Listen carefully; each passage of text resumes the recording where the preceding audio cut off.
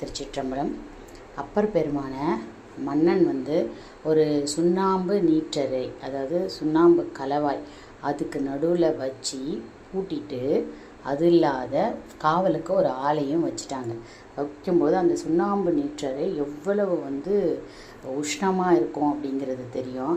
ஆனால் நாயனார் ஈசன் அடியவருக்கு துன்பங்களும் வருமோ என்ற அந்த நம்பிக்கையில் நீற்றறையின் உள்ளே அமர்ந்தபடியே பாடிய பதிகம்தான் மாசில் வீணையும். பாடல் ஒன்று பார்த்திங்கன்னா, மாசில் வீணையும் மாலை மதியமும் வீசு தென்றலும் வீங்கில வேணிலும் மூசு வண்டரை பொய்கையும் போன்றதே ஈசன் எந்தை இணையடி நீழலே.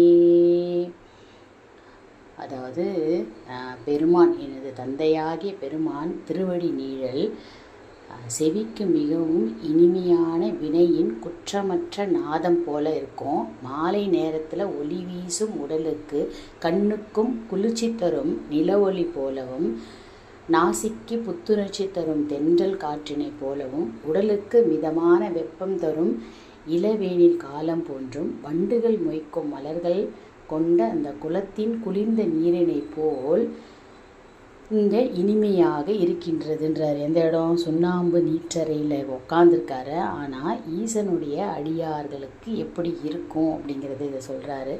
இதில் 2வது பாடல்லையும் நமச்சிவாயவே ஞானமும் கல்வியும், நமச்சிவாயவே நானறிவிச்சையும், நமச்சிவாயவே நானவின்றேத்துமே, நமச்சிவாயவே நன்னெறி காட்டுமேங்கிறாரு.